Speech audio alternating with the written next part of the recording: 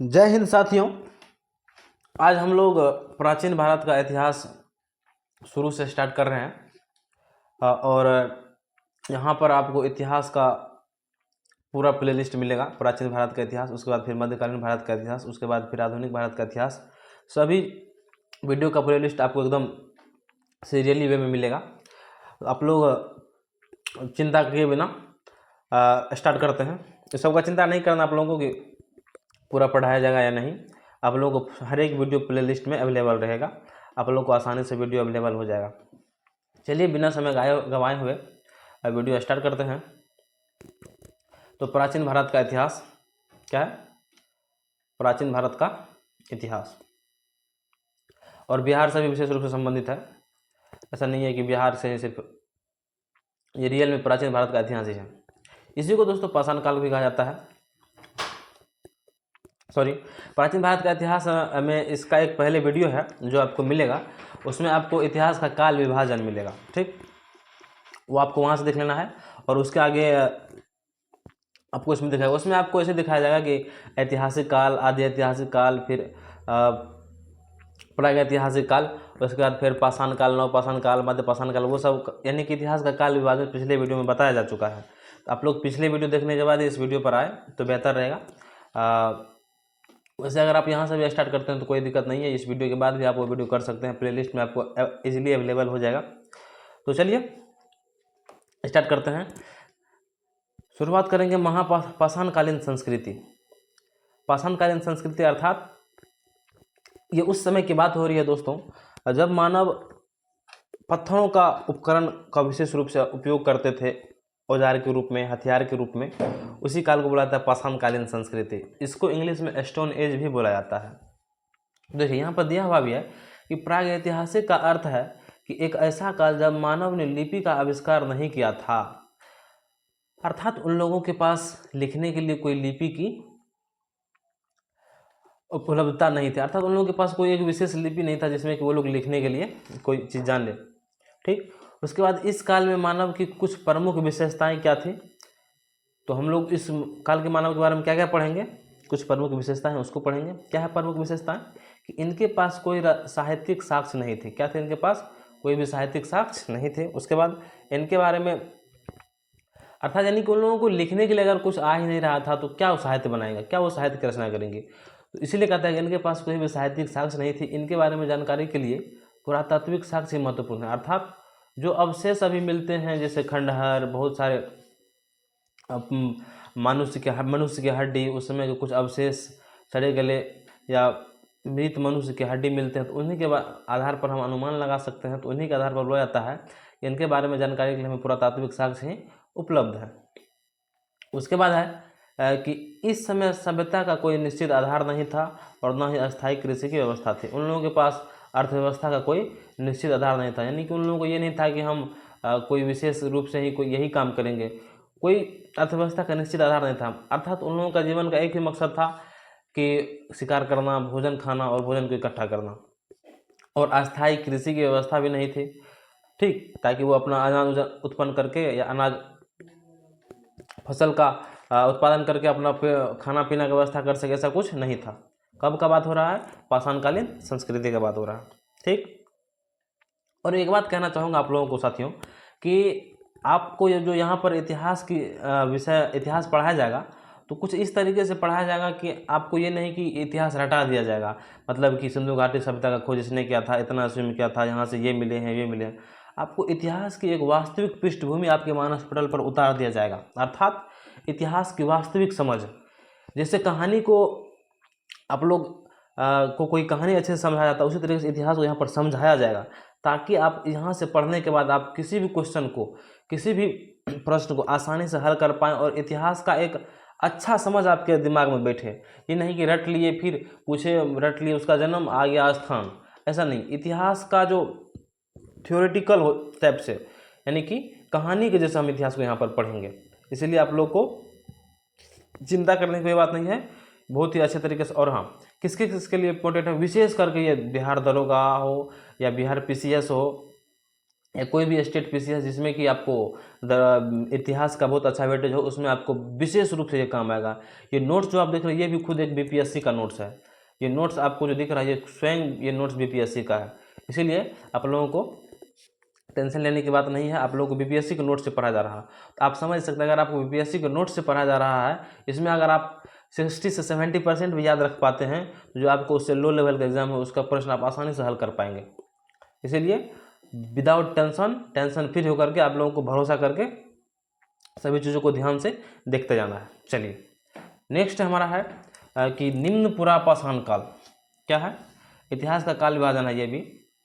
वैसे आपको काल विभाजन में जैसा कि मैंने आपको बता दिया है कि काल विभाजन के बारे में अलग से वीडियो बन चुका है, लेकिन वहाँ पर ये नहीं बताया गया कि निम्न पुरापाषाण काल को विशेष रूप से नहीं बताया गया है, इसलिए यहाँ पर इसको अलग से एक वीडियो में लेकर आए हैं। निम्न पुरापाषाण काल, उसमें सिर्फ आपको इतिहास का काल बताया गया है कि शुरुआत से लेकर के 1 लाख ईसा पूर्व तक। और ध्यान दीजिएगा कि वहाँ पर जो इतिहास का काल विभाजन है तो उसमें ईस्वी में थोड़ा आगे पीछे है, तो इसको लेकर के आपको घबराना नहीं है। ये बहुत सारे बुक में या इतना वेरिएशन काल विभाजन में इतिहासकारों में भी मतभेद है और इतना चलता भी है, और यहाँ से आपको कोई ऐसा प्रश्न भी नहीं आएगा जिसमें कि आप फंसेंगे। इस तरीके का क्वेश्चन पूछा ही नहीं जाता है कि आप वहाँ पर फंसेंगे। ठीक, अगर आएगा भी तो आप उसको आसानी से हल कर पाएंगे, इतना इसमें जानकारी दिया हुआ है।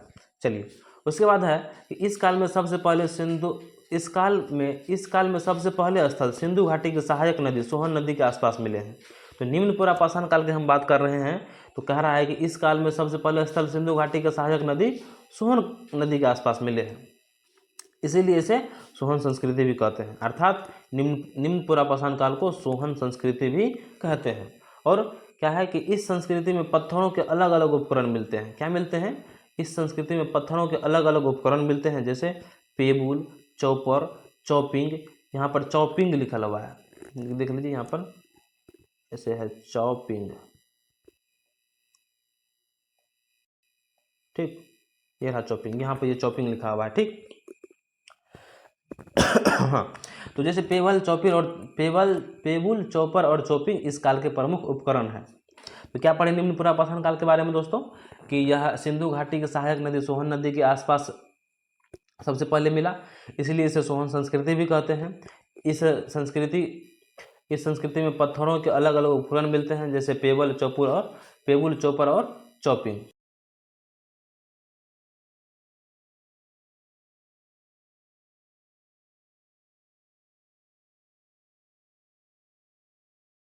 क्या मध्य पुरापाषाण काल 10,000 ईसा पूर्व से 4,000 ईसा पूर्व। कब से कब तक? 10,000 ईसा पूर्व से 40,000 ईसा पूर्व, सॉरी 1 लाख ईसा पूर्व से 40,000 ईसा पूर्व लिखा हुआ दोस्तों, बोलने में थोड़ा मिस्टेक हो गया। तो मध्य पुरापाषाण काल का काल क्या है? 1 लाख ईसा पूर्व से 40,000 ईसा पूर्व, याद रहेगा। और कहता है इसके बारे में कि इस काल में के उपकरणों में फ्लैक, ब्लेड और कोर जैसे उपकरण होते थे। अर्थात इस काल के जो उपकरण होते थे उसको क्या क्या नाम दिया गया है? फ्लैक, ब्लेड और कोर। यहाँ से इस नामों को आपको याद रखना पड़ेगा, क्योंकि एग्जाम में डायरेक्ट ऐसे प्रश्न पूछे जाते हैं। देखिए ये है कुछ इस तरीके से वो उपकरण होते थे, धारदार यानी कि ब्लेड के आकृति के होते थे। नुकीला पत्थर होता था। कोर किसको बोलते थे? नुकीला पत्थर के आकार का हथियार, जिससे छेद करने के लिए प्रयोग में लाया जाता था। उसके बाद फ्लैग, इस तरीके से धारदार एक तरीके से, ब्लेड दोनों तरीके से धारदार हथियार। देखिए यहाँ पर धारदार उपकरण भी लिखा हुआ है। ठीक, नेक्स्ट अगर हम लोग बात कर रहे हैं तो इसलिए इसे फलक संस्कृति भी कहते हैं। फलक संस्कृति का अर्थ क्या है? कि धारदार उपकरण वाले संस्कृति। धारदार उपकरण इस्तेमाल किए जाते थे पत्थरों का, इसीलिए उसको इस संस्कृति को फलक संस्कृति या धारदार उपकरण वाले संस्कृति बोला जाता है। जो इम्पोर्टेंट पॉइंट और एक है यहाँ से कि मध्य पाषाण काल के अलग अलग क्षेत्र से भारत में मिलते हैं। मध्य पाषाण काल के अलग अलग क्षेत्र भारत में मिलते हैं। अच्छा, एक पॉइंट छूट गया यहाँ पर कि इस काल के पत्थर के उपकरण क्वार्टरजाइट पत्थर से बनते थे। इस काल के पत्थर के उपकरण कौन पत्थर से बनते थे? क्वार्टरजाइट। याद रहे दोस्तों, इंपॉर्टेंट प्रश्न यहाँ से बनता है कि मध्य पुरापाषाण काल के उपकरण किस पत्थर से बनते थे? तो इसका आंसर होगा क्वार्टरजाइट पत्थर। ठीक, हाँ। उसके बाद क्या है कि मध्य पाषाण काल के अलग अलग क्षेत्र में भारत से मिलते हैं। मध्य पाषाण काल के अलग अलग क्षेत्र भारत में मिलते हैं। कहाँ कहाँ? देखिए बता रहा हूँ।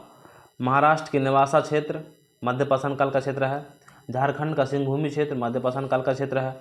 उत्तर प्रदेश का चकिया क्षेत्र मध्य पाषाण काल का क्षेत्र है। बनारस चंदौली के पास स्थित है ये दोस्तों। और उसके बाद मध्य प्रदेश का भीमबेटका क्षेत्र, ये सब किससे संबंधित है? मध्य पाषाण काल के क्षेत्र माने जाते हैं। ठीक, नेक्स्ट स्लाइड की अगर हम बात करें तो नेक्स्ट स्लाइड में है उच्च पुरा पाषाण काल। क्या है? उच्च पुरा पाषाण काल। इसका काल 40,000 से 10,000 ईसा पूर्व के आसपास का है और इसे हायर स्टोन एज बोला जाता है अंग्रेजी में।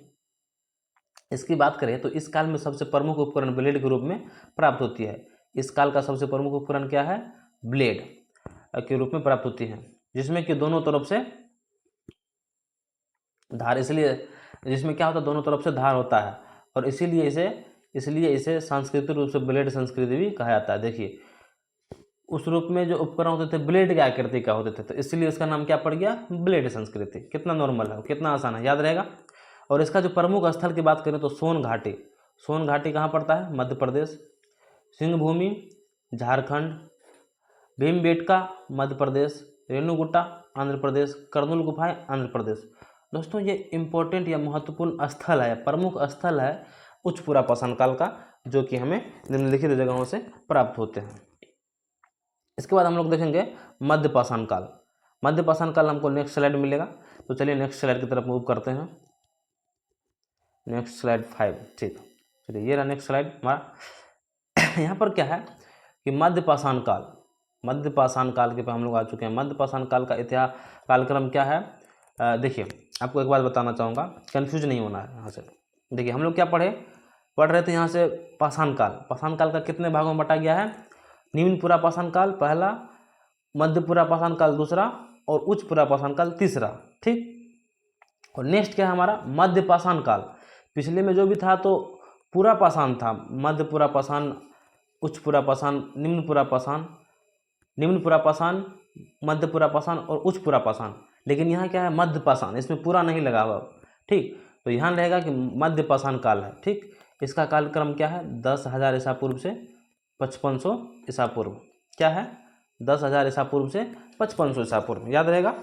इस काल के बारे में अगर हम विशेष रूप से बात करें तो यहाँ पर दिया गया है कि इस काल में पत्थर के उपकरण अत्यंत छोटे बनने लगे थे, अर्थात मध्य पाषाण काल आते आते पत्थर के उपकरण छोटे बनने लगे।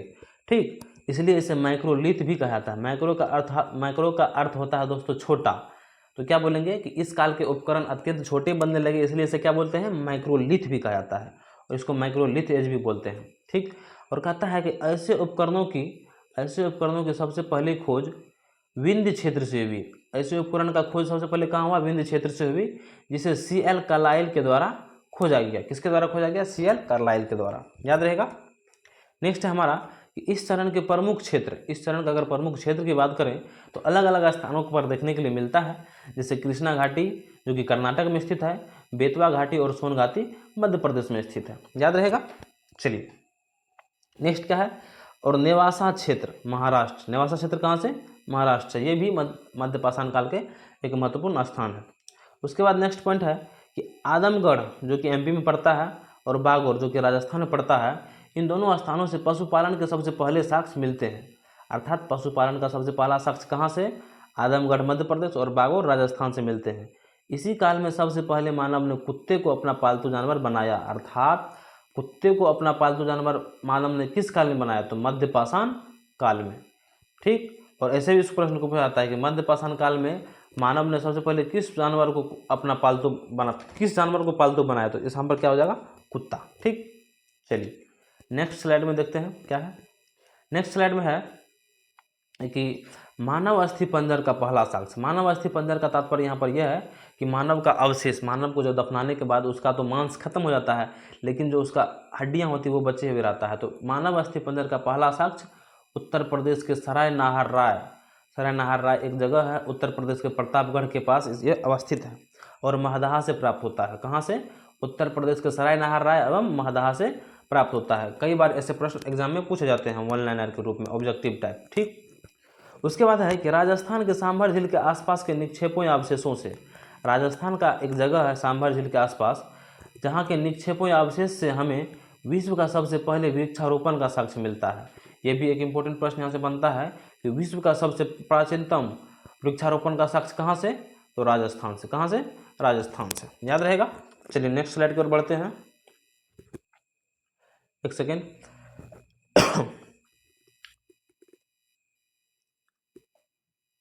नेक्स्ट स्लाइड मेरा यहाँ है। नेक्स्ट स्लाइड में क्या है कि नवपाषाण काल। नवपाषाण काल ये सबसे अंतिम है, प्राचीन का जो विभाजन किया गया था उसमें, और इसका काल क्या माना जाता है, ये इसका काल है 5500 ईसा पूर्व से कितना, 5500 ईसा पूर्व से 3000 ईसा पूर्व। इसके बाद आपका सिंधु सभ्यता स्टार्ट हो जाएगा, जो कि आपको अगले वीडियो में आपको प्लेलिस्ट में आसानी से मिलेगा। ठीक, अगर आप लोग डायरेक्ट वीडियो देखना चाहते हैं तो आप चैनल को सब्सक्राइब करके रखें, जैसे ही वीडियो अपलोड करेंगे आपको सबसे पहले नोटिफिकेशन आपको मिल जाएगा। चलिए बिना टाइम गंवाए स्टार्ट करते हैं। कह रहा है कि इस काल की सबसे प्राचीनतम बस्ती क्या है, अर्थात नवपाषाण काल की सबसे प्राचीनतम बस्ती मेहरगढ़ कहाँ पड़ता है, बलूचिस्तान में से प्राप्त होता है। नवपाषाण काल का सबसे प्राचीनतम बस्ती कहाँ से प्राप्त होता है, मेहरगढ़ बलूचिस्तान से, जो लगभग 7000 ईसा पूर्व पहले का साक्ष्य है। कब का साक्ष्य है वो, 7000 ईसा पूर्व का पहले का साक्ष्य है। चलिए नेक्स्ट है कि इस काल के प्रमुख स्थल बेलन घाटी उत्तर प्रदेश। इस काल के अगर प्रमुख स्थल की बात करें तो बेलन घाटी उत्तर प्रदेश, जो कि वर्तमान इलाहाबाद में पड़ता है, और रेणुगुट्टा आंध्र प्रदेश, सोन घाटी मध्य प्रदेश, ये सब जो आदि जगह हैं, ये सब कहाँ का जगह है, प्रमुख स्थल हैं, नवपाषाण काल के प्रमुख स्थल हैं। नेक्स्ट है कि इस काल में हमें बुर्जहोम और गुफकराल कश्मीर से, इस काल में हमें बुर्जहोम और गुफकराल कश्मीर से हमें कई मृदभांड या मिट्टी के बर्तन प्राप्त होते हैं। ये बहुत इंपॉर्टेंट प्रश्न है दोस्तों, विशेष रूप से मैं इस प्रश्न को आप लोगों को बोलूँगा कि बुर्जहोम और गुफकराल से, कश्मीर से हमें मृदभांड या मिट्टी के बर्तन का साक्ष्य प्राप्त होता है नवपाषाण काल में। ठीक, और गर्तावास के भी साक्ष्य मिलता है। गर्तावास का मतलब कि लोग गड्ढा बना करके, ये देखिए ये लोग गड्ढानुमा आकृति के घर में रहते थे नवपाषाण काल में। इस आकार के मान के लिए जमीन है, उसके अंदर गड्ढा खोद दिया और इसके अंदर एक गड्ढा बना दिया और इसमें आदमी रहते थे। इसी को बोलता है गर्तावास, अर्थात जमीन के अंदर घर बनाकर रहने का स्थान क्या कहलाएगा, गर्तावास। चलिए उसके बाद अगर हम लोग बात करें तो क्या है कि इसके अलावा हड्डी के उपकरण भी हमें यहाँ से प्राप्त हुए हैं। कौन से उपकरण, हड्डी के उपकरण, जैसे में चिरांद इस काल का एक महत्वपूर्ण स्थान है। चिरांद क्या है, इस काल का एक महत्वपूर्ण स्थान है जो बिहार में स्थित है। देखिए ये क्वेश्चन विशेष रूप से बीपीएससी सब के लिए बहुत इंपॉर्टेंट है दोस्तों, कि चिरांद बिहार का एक महत्वपूर्ण स्थान है जहाँ से हड्डी के उपकरण का अवशेष मिला है, और ये हड्डी के उपकरण मुख्यतः हिरण के सींगों से निर्मित है। और ध्यान देने वाली बात क्या है कि ये जो हड्डी के उपकरण है किस चीज़ से निर्मित है, हिरण के सींगों से निर्मित है। उसके बाद है कि इस काल का महत्वपूर्ण स्थल कोलडेवा भी है। क्या है, कोलडेवा। नवपाषाण काल का प्रमुख स्थल क्या है, कोलडेवा भी है, जहाँ से चावल के प्राचीनतम साक्ष्य मिलते हैं। अर्थात चावल के प्राचीनतम साक्ष्य कहाँ से, कोलडेवा से। चावल का प्राचीनतम साक्ष्य कहाँ से, कोलडेवा से।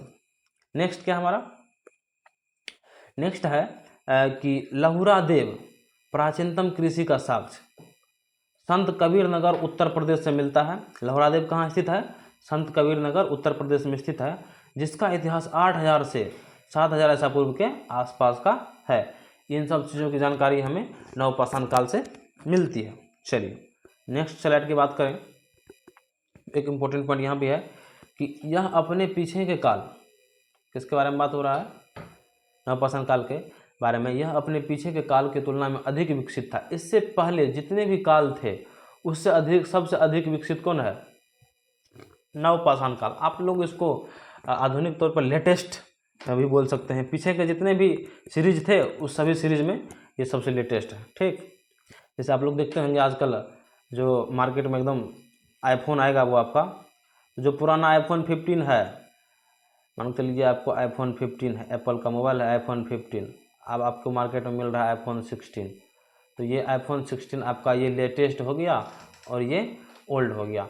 तो ये जो है ये पीछे के तुलना में अधिक विकसित होगा कि नहीं, इसमें लेटेस्ट टेक्नोलॉजी जो भी इसमें ऐड किया जाएगा, लेकिन इसमें कुछ ना कुछ त्रुटियां रहेगी, या फिर इससे ये लेटेस्ट होगा, इसके अपेक्षा ये प्राचीन कहलाएगा और इसके अपेक्षा ये आधुनिक कहलाएगा और विकसित भी होगा।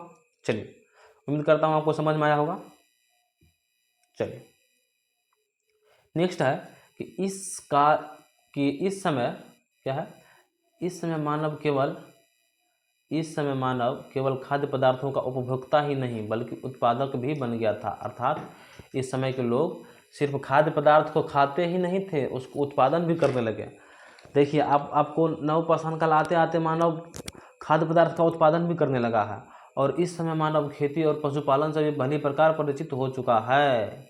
क्या था? इस समय मानव खेती और पशुपालन से भी भली प्रकार परिचित हो चुका था, अर्थात नवपाषाण काल आते आते मानव खेती और पशुपालन करना अच्छे तरीके से सीख गया है।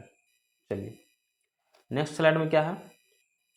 नेक्स्ट स्लाइड में है कि इस समय के प्रमुख उपकरणों में छेनी, अच्छा उसका प्रमुख उपकरण देख लीजिए।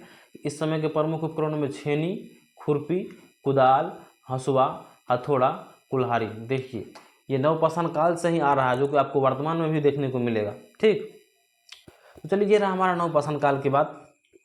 आगे हम लोग देखें तो ताम्रपाषाणिक संस्कृति है, जो कि एक बहुत इंपॉर्टेंट है एग्जाम के दृष्टिकोण से। अगर इसका काल की बात करें तो 2100 BC से 1500 BC, अर्थात 2100 ईसा पूर्व से लेकर के 1500 ईसा पूर्व का काल का इतिहास में क्या माना जाता है? ताम्रपाषाणिक संस्कृति के काल माना जाता है।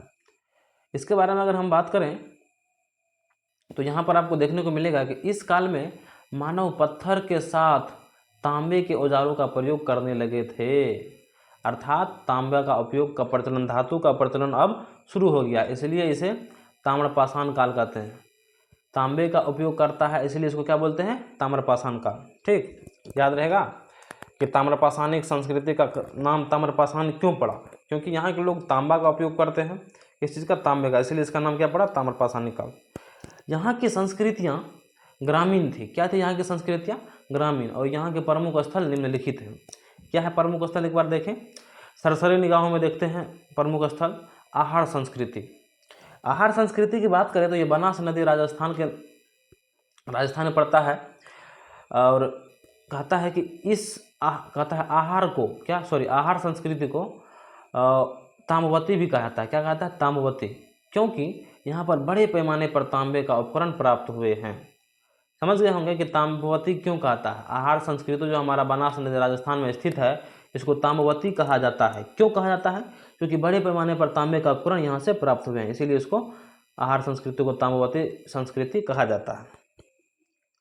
नेक्स्ट अगर हम लोग देखें तो कहता है कि इस संस्कृति के लोग पत्थर से बने घर में रहते थे। इस संस्कृति के लोग कौन सी चीज़ के घर में रहते थे? पत्थर से बने घर में। ठीक, इस संस्कृति का प्रमुख केंद्र गिलुंद था। यहाँ देखिए, इस संस्कृति का प्रमुख केंद्र क्या था? गिलुंद, जहाँ पर पक्की ईंटों के निर्माण की जानकारी मिलती है। ध्यान देने वाली बात है दोस्तों कि पक्की ईंटों की जानकारी कहाँ से? गिलुंद से। ताम्रपाषाणिक संस्कृति के अंदर हम लोग अभी चल रहे हैं। चलिए नेक्स्ट स्लाइड में हम लोग देखें तो कायथा संस्कृति, वही ताम्रपाषाणिक संस्कृति के ही बात चल रहा है अभी। तो इसमें अगर हम कायथा संस्कृति की बात करें, अलग अलग प्रकार की संस्कृति है जो कि मध्य प्रदेश से है। ये कायथा संस्कृति कहाँ का है? मध्य प्रदेश का। एक सेकेंड, कायथा संस्कृति कहाँ का? मध्य प्रदेश का। इसके बारे में अगर बात करें तो कहता है कायथा संस्कृति से हड़प्पा के पहले के काल, कायथा संस्कृति से हड़प्पा के पहले, हड़प्पा काल के और हड़प्पा काल के बाद के हमें साक्ष्य मिलते हैं। देखिए, कायथा संस्कृति एक ऐसा संस्कृति और ऐसा स्थान है जो मध्य प्रदेश से प्राप्त होता है, और यहाँ से कायथा संस्कृति से हड़प्पा काल के पहले और हड़प्पा काल के और हड़प्पा काल के बाद, यानी कि प्री, प्रेजेंट और पास्ट, प्रेजेंट और फ्यूचर, हड़प्पा काल के और हड़प्पा काल के बाद के और हड़प्पा काल के पहले, हाँ सही बोले हम। तो पास्ट, प्रेजेंट और फ्यूचर तीनों के बारे में, किसके? हड़प्पा काल के पास्ट, प्रेजेंट और फ्यूचर तीनों की जानकारी हमें यहाँ से मिलती है। फिर दोस्तों यहाँ पर बोलने में थोड़ी कठिनाई हो गई थी, मुश्किल हो गई थी, दिक्कत हो गई थी, इतना चलता है। चलिए इसको नज़रअंदाज करके हम लोग आगे बढ़ेंगे। कहता है कि जोरवे संस्कृति जो महाराष्ट्र में पड़ता है, जोरवे संस्कृति की अगर हम बात करें तो कहता है कि जोरवे संस्कृति में कई महत्वपूर्ण स्थल हैं। जोरवे संस्कृति में क्या है? कई महत्वपूर्ण स्थल हैं, जैसे जोरवे, नेवासा और इमामगांव, ये सब जोरवे संस्कृति के महत्वपूर्ण स्थल है। और क्या है कि यहाँ का एक महत्वपूर्ण स्थान दैमाबाद है। क्या है? दैमाबाद, जहाँ से कांसे के वस्तुएं मिले हैं। यहाँ का महत्वपूर्ण स्थान दैमाबाद है, जहाँ से क्या मिला है? कांसे का वस्तुएं। अब देखेंगे कांसे बनता कैसे है। कांसे देखिए, तांबा को और टीन को मिला करके कांसा बनाया जाता है। ये प्रश्न भी कई बार इतिहास में पूछा गया है, तो ध्यान रहे आपको। उसके बाद कहता है कि जिससे हमें इनके सिंधु घाटी सभ्यता के संबंध को देख सकते हैं। अच्छा हाँ, देखिए आपको कांसे का उपयोग सिंधु घाटी सभ्यता में विशेष रूप से मिलेगा। तो हम यहाँ से भी अनुमान लगा सकते हैं कि कांसे का उपयोग अब होने लगा है, अर्थात आगे कौन आने वाला है, सिंधु घाटी सभ्यता। और इस वीडियो के बाद आपको बहुत जल्द सिंधु घाटी सभ्यता देखने को भी मिलेगा। तो आपको प्लेलिस्ट में वीडियो मिलेगा, आप लोग जरूर प्लेलिस्ट को व्यू कीजिएगा, आपको जरूर मिलेगा। और नेक्स्ट वीडियो यानी कि आपको पूरा सीरीज इसमें करवाया जाएगा, अर्थात इतिहास, प्राचीन भारत का इतिहास अगर अभी हम शुरू किए हैं तो पहले पूरा प्राचीन भारत का इतिहास को हम प्लेलिस्ट के रूप में आप लोगों को यहाँ पर अवेलेबल रहेगा, जिसमें कि पूरा सब प्राचीन भारत का सभी टॉपिक को वीडियो बाय वीडियो अलग अलग वीडियो में बताया गया रहेगा। और एक्स्ट्रा इसमें प्लस में क्या है, प्लस में एक एडवांटेज वाली बात यह है कि इसका जो ऑब्जेक्टिव क्वेश्चन होगा, जो MCQ टाइप क्वेश्चन होगा, उसका एक अलग प्लेलिस्ट मिलेगा आपको, जहाँ से कि आप यहाँ से अगर आप थ्योरेटिकल रूप से अगर आप यहाँ पर पढ़ते हैं तो वहाँ पर आपको ऑब्जेक्टिव तो रूप से, यानी कि वहाँ पे महत्वपूर्ण जो वन लाइनर क्वेश्चन होता है बहुत सारे बुक से, लूसेंट हो या क्राउन हो या फिर जो भी NCERT सार संग्रह हो, घटना चक्र हो, सभी को विशेष रूप से सभी का एक निचोड़ निकाला जाता है और मिला करके एक नया नोट्स बनाया जाएगा।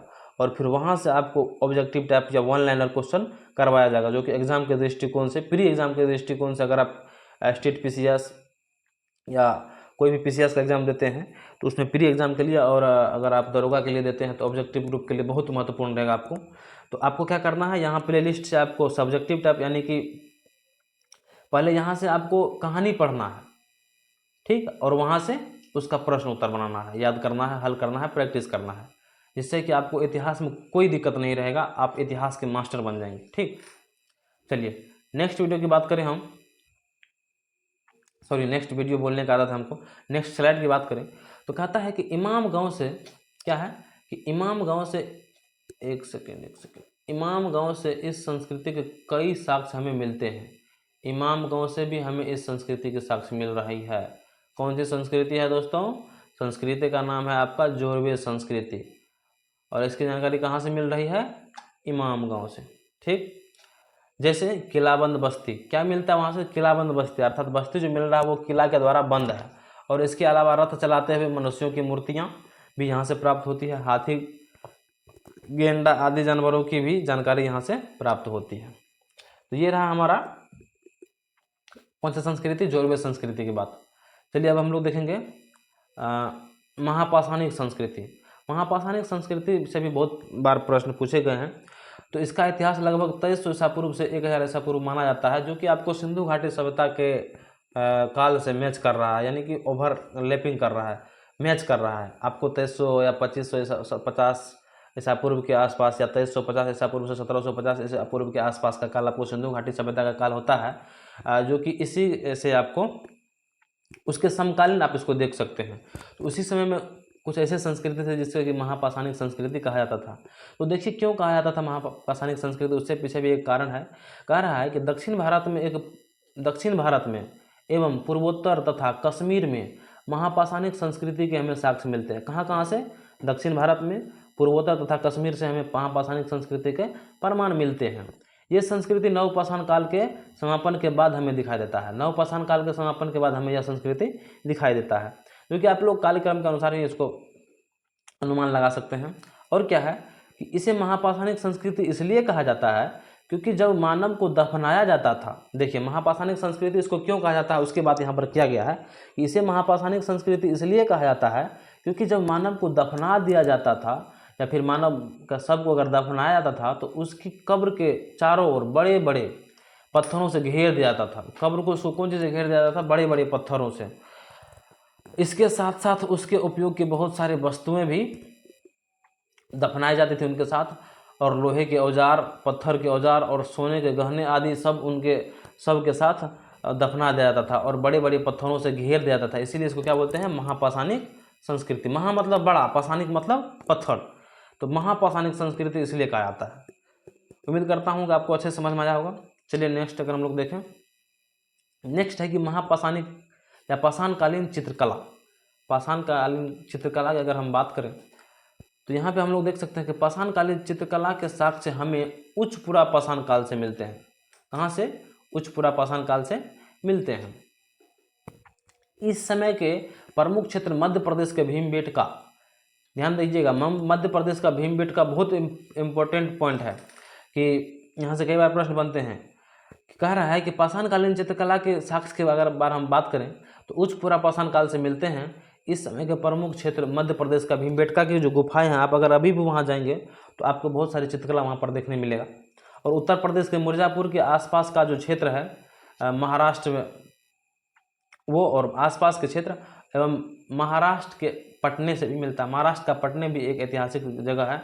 उत्तर प्रदेश का मिर्ज़ापुर आपको पता ही होगा, बहुत फेमस है मुन्ना भैया को लेकर के, ठीक, और पंकज त्रिपाठी को भी लेकर के हमारा जो मिर्ज़ापुर सीजन आता है वो देख रहे हैं, पहले से ही वो इतिहास में भी अपना नाम महत्वपूर्ण है उनका। और उसके बाद अगर हम बात करें उच्च पूरा पाषाण काल का तो प्रमुख क्षेत्र क्या बोले, मध्य प्रदेश का भीमबेटका जो कि एक पर्यटन स्थल भी है, अभी भी वर्तमान में है, आप देखने के लिए जा सकते हैं, मध्य प्रदेश में स्थित है, भोपाल में, और रायसेन डिस्ट्रिक्ट में शायद अवेलेबल है। और मिर्ज़ापुर के बारे में क्या ही कहना। और महाराष्ट्र के पटने से भी हमें क्या मिलते हैं, पाषाणकालीन चित्रकला के साक्ष्य। क्या मिलते हैं साक्ष्य, अगर उसके बारे में हम बात करें तो लिखा हुआ है कि इन स्थानों पर चित्रकारी के हमें प्रारंभिक साक्ष्य मिलते हैं। क्या है, चित्रकारी के प्रारंभिक साक्ष्य, अर्थात मनुष्य ने पत्थर के हथियारों की सहायता से अपने भावों को प्रस्तुत किया। अर्थात हमारा कहने का बात यह है कि उस समय में कोई पेन और पेंसिल नहीं होता था कि वो ड्राइंग बनाए हाथी का, एलिफेंट का या मैन का जो कि हंटिंग कर रहे हो, शिकार करते, उन लोगों के पास एक पत्थर होता था, बस इस पत्थर को पकड़ के, पत्थर को एक तरफ से पकड़ करके, और कोई दीवार है तो दीवार पर वो ऐसे बना देते थे। मान के चलिए, ऐसे बताता हूँ आपको, ऐसे आदमी है, एक उसका ये हाथ है, ये उसके पीछे दौड़ रहा है, हाथ में भाला है, और आगे में एक जानवर, ऐसे ऐसे एक जानवर भाग रहा है, उसका शिकार करने के लिए दौड़ रहा है, ठीक, कुछ इस तरीके से देख रहे हैं। यहाँ इस चित्र से को देखने से क्या होता है कि एक आदमी है जो कि एक जानवर के पीछे दौड़ रहा है उसको मारने के लिए। इसी को बोलते हैं भाव को प्रस्तुत करना। उन लोगों को सिखाया नहीं गया था कि ड्राइंग कैसे किया जाता है, ये सब उनको ज़्यादा पता नहीं था, बस मन में जैसे अपना एक भाव होता है उस भाव को ये लोग इस तरीके से प्रकट करते थे, ठीक। तो उसी को बोलते हैं अपने भावों को प्रस्तुत करना, जो कि प्राचीनतम चित्रकारी के साक्ष्य थे। क्या थे, यहाँ पर लिखा है चित्रकारी के प्रारंभिक साक्ष्य हैं ये, जहाँ मनुष्य ने पत्थरों के हथियार की सहायता से अपने भावों को प्रस्तुत किया। और इन क्षेत्रों में भागते हुए जानवरों का चित्र, क्या है, इन चित्रों में भागते हुए जानवरों का चित्र और उनका पीछा करते हुए इंसानों का चित्र, देखिए यहाँ पर आपको दिखाया गया है। और क्या है, हमें प्राप्त होता है, क्या प्राप्त होता है, भागते हुए जानवरों का चित्र और उनका पीछा करते हुए इंसानों का चित्र। इसके अलावा मछली पकड़ने का चित्र भी हमें यहाँ से दिखाई देता है, मछली पकड़ने का भी चित्र यहाँ पर दिखाई देता है, जो वहाँ पर चित्रकारी का साक्ष्य भी वर्तमान में अवेलेबल है। उसके बाद क्या है कि इस समय के अधिकतर, क्या है कि इस समय के अधिकतर चित्र आखेट से संबंधित। अच्छा, उस समय का जो अधिकतर चित्र बनाया गया वो आखेट से संबंधित। आखेट मतलब शिकार, क्या, शिकार से संबंधित चित्र, ठीक। और क्या कि इसमें पशु पक्षियों के चित्र भी बनाए गए हैं। अधिकांश आदमी शिकार किसका करेगा, पशु का करेगा, पक्षी का करेगा, इसीलिए अधिकतर चित्र किसमें, पशु और पक्षियों का मिलेगा। और उसके बाद क्या है, इन चित्रों में रंगों की व्यापकता हमें दिखाई देती है, रंगों की व्यापकता हमें दिखाई देती है, अर्थात अलग अलग कलर के रंगों को उपयोग करते थे। जैसे प्रमुख रंगों में काला रंग, गिरवा रंग, सफ़ेद रंग हमें प्राप्त होते हैं, जो कि नॉर्मल है, लेकिन उन लोग को भी रंग का जानकारी था कि नहीं, अलग अलग रंग से हमें चित्र बनाना है, ठीक। उसके बाद क्या है कि कुछ ऐसे भी चित्र यहाँ से प्राप्त होते हैं जिनमें धर्म, जादू टोना विषयों का भी दिखाया गया है। अच्छा, कुछ ऐसे भी चित्र प्राप्त हुए जिससे कि हमें यह अनुमान लगा सकते हैं कि धर्म, जादू टोना का भी महत्व उन लोगों के जीवन में रहा होगा, उन लोगों को इन सब चीज़ों की जानकारी थी। तो देखिए दोस्तों, अब हमारा यहाँ पर इस वीडियो को समाप्त करते हैं। ये हुआ आपको प्रारंभिक प्राचीन भारत के इतिहास का जो शुरुआत होता है उसके बारे में महत्वपूर्ण डिस्कशन था। उम्मीद करते हैं आप लोगों को अच्छा लगा होगा, और अगर आप लोगों को ये वीडियो अच्छा लगा हो तो आप लोग चैनल को सब्सक्राइब करें। वीडियो देखने के लिए आप लोगों को बहुत बहुत धन्यवाद। उम्मीद करता हूँ कि ये वीडियो आप लोगों को अच्छा लगा हो। अगर वीडियो में कहीं त्रुटि रही, अगर आप कुछ फीडबैक देना चाहते हैं तो कमेंट बॉक्स में आप ज़रूर फीडबैक दें और बताएं कि ये वीडियो आपको कैसा लगा, अच्छा लगता है या नहीं। अगर वीडियो में कोई सुधार की भी ज़रूरत है तो आप ज़रूर बताएं। और क्या कि आप लोग को ध्यान रहे कि इस या एक पूरा सीरीज चलेगा इतिहास में, जिसमें कि आपको पूरा प्राचीन भारत का इतिहास, मध्यकालीन भारत का इतिहास और आधुनिक भारत का इतिहास पढ़ाया जाएगा। और क्या पढ़ाया जाएगा, और आपको यहाँ पर ऑब्जेक्टिव क्वेश्चन, क्या ऑब्जेक्टिव क्वेश्चन की हम बात करें तो आपको एक ऐसा सीरीज चलाया जाएगा जिसमें कि हम लोग इधर से सब्जेक्टिव टाइप से कहानी के जैसे जैसे इतिहास को पढ़ते चलेंगे, समझते चलेंगे, और साइड से इसका जो ऑब्जेक्टिव क्वेश्चन होगा MCQ वन लाइनर क्वेश्चन जो कि एग्जाम के दृष्टिकोण में डायरेक्ट एग्जाम के दृष्टिकोण से इंपॉर्टेंट होता है, जो कि आपको डायरेक्ट एग्जाम में देखने को मिलता है, उस टाइप के प्रश्न को, उस टाइप के क्वेश्चन को हम लोग यहाँ पर देखते चलेंगे। तो उम्मीद करता हूँ कि आपको ये वीडियो अच्छा लगा हो और समझ में भी आ गया हो, और आप लोग टेंशन फ्री होकर के सारे वीडियो को देखें। इतिहास आपको पूरी अच्छे तरीके से समझ में आएगा, इसकी गारंटी मैं लेता हूँ। आप लोग विश्वास दिखाएं अपना, इतिहास आप लोगों को समझ में आएगा। चलिए इतना ही कहेंगे, मिलेंगे नेक्स्ट वीडियो में, तब तक के लिए टेक केयर, गुड बाय, जय हिंद, धन्यवाद।